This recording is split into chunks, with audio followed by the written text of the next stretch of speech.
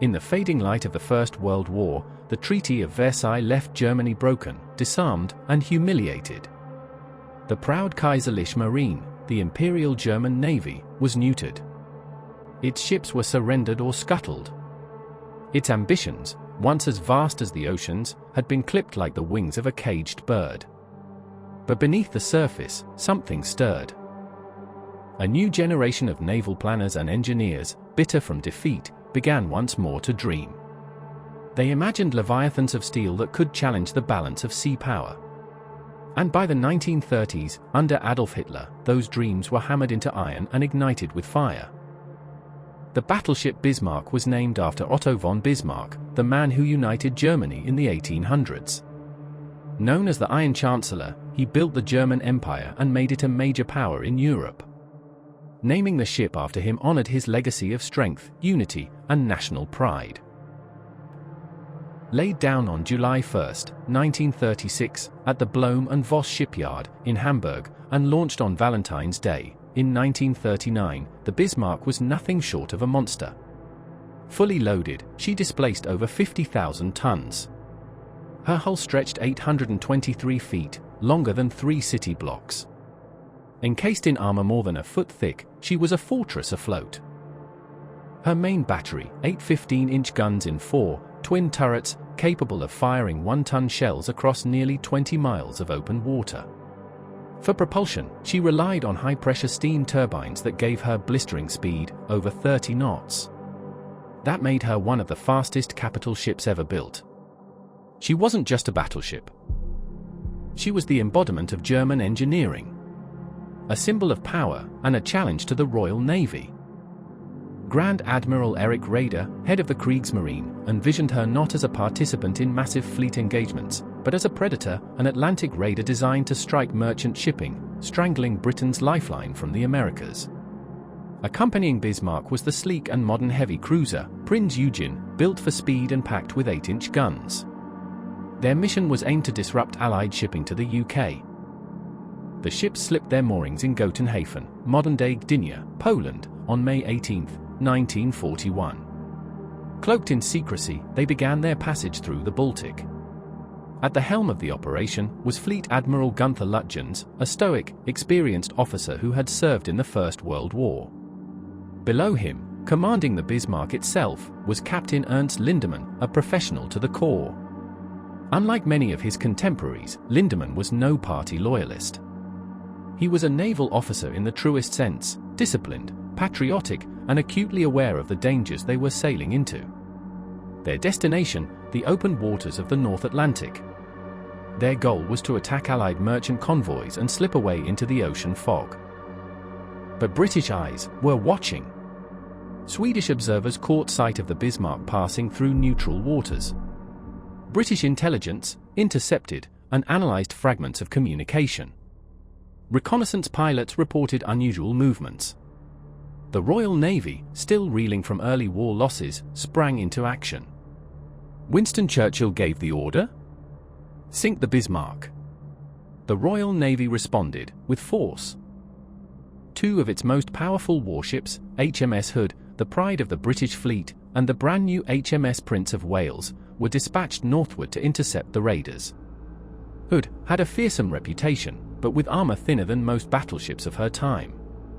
Prince of Wales was powerful, but untested, and still suffering from technical issues. But they had to act fast.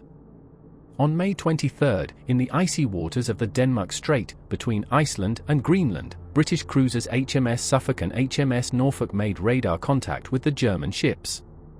This was a turning point, the first naval pursuit in history, where radar was the deciding tool. The morning of May 24, 1941, was grey, cold, and tense. In the Denmark Strait, the German ships Bismarck and Prinz Eugen steamed southward, cutting through the frigid waters. Their wakes churned behind them, streaks of white against steel-blue ocean. To the northwest, 2 British warships appeared on the horizon, HMS Hood and HMS Prince of Wales. Just after 5 a.m., the range closed. At this point the engagement was inevitable. At 5:52 a.m., the British opened fire. Hood, firing first, targeted Prinz Eugen by mistake, confused by the similar silhouettes of the two German vessels. Prince of Wales joined in seconds later. Bismarck did not hesitate. From nearly 15 miles away, she responded with a deafening roar, her 8 15-inch guns belching fire and fury across the sea. Prinz Eugen, positioned ahead, also returned fire. The air filled with the thunder of guns and the shriek of shells. In the command center of the Bismarck, Admiral Lutjen stood in silence. He gave no orders to evade or maneuver. Captain Lindemann, unwilling to allow his ship to be a sitting target, broke protocol. He turned to his crew and barked, "I am not letting my ship be shot out from under my arse. Open fire!" What followed was sheer chaos. The ships closed to around 14,000 yards, barely 7 nautical miles. Hood, known as the Mighty Hood, had the firepower to dominate. But she also had a weakness: thin deck armor. Designed in the First World War, she had never been fully modernized. At 6 a.m., a flash erupted aboard the Hood. A German shell, either from Bismarck or Prinz Eugen, plunged through her deck, penetrating deep into her aft magazines. In a split second, the ship exploded. A column of fire and debris shot hundreds of feet into the air. Hood broke in two, her stern rising briefly before slipping beneath the waves. She was gone in under 3 minutes. Out of a crew of 1,418 men, only 3 survived. Prince of Wales, now alone, continued the fight. But she was newly commissioned and still suffering from mechanical faults. Her main guns jammed repeatedly. Her bridge was hit, killing several crew, and she was taking damage fast. By 6:13 a.m., Prince of Wales was forced to disengage, laying a smoke screen and retreating into the mist. The Germans had won a stunning tactical victory. But not without cost. Bismarck had taken 3 hits. One struck her bow, rupturing a forward fuel tank. Worse, salt water contaminated part of her fuel supply. Her range was now limited. She could not remain in the Atlantic for long. Admiral Lutjens faced a decision. Rather than pursue Prince of Wales or raid convoys as planned, he chose to break off. He ordered Prinz Eugen to continue commerce raiding alone, while Bismarck turned toward occupied France, seeking refuge and repairs in the port of Saint-Nazaire. It was a conservative move, and a fateful one. Because even as Bismarck disappeared over the horizon, the Royal Navy was not giving up. The loss of Hood was a national tragedy. It electrified the British public and enraged the Admiralty. Winston Churchill issued the now famous command: "Sink the Bismarck." Every available ship was ordered into action. Over 50 vessels began the hunt: battleships, cruisers, destroyers, and even aircraft carriers. The Royal Navy cast a vast net across the Atlantic. And at the center of it was a wounded predator, limping southward. At sea, Bismarck remained dangerous. Despite her damage, she could still outgun any single British ship in the area. But she was leaking oil, leaving a trail that the British could follow. By the evening of May 24th, she vanished from radar. But the chase had only just begun. What followed was one of the most intense and dramatic naval pursuits in modern history. British ships crisscrossed the ocean, using spotter planes, radar, and naval intelligence. Each hour that passed was a gamble, for both the hunter and the hunted. And soon, the hunter would strike from the sky. Bismarck was nearing the safety of occupied France. She was just a day away from reaching friendly air cover. But the Royal Navy had not given up the chase. After slipping away from radar, Bismarck was temporarily lost. British commanders feared she might escape. But then, luck intervened. A Royal Air Force Catalina flying boat, flown by an American pilot named Ensign Leonard Smith, spotted an oil slick on the ocean. Following it, he saw a massive warship below, the Bismarck.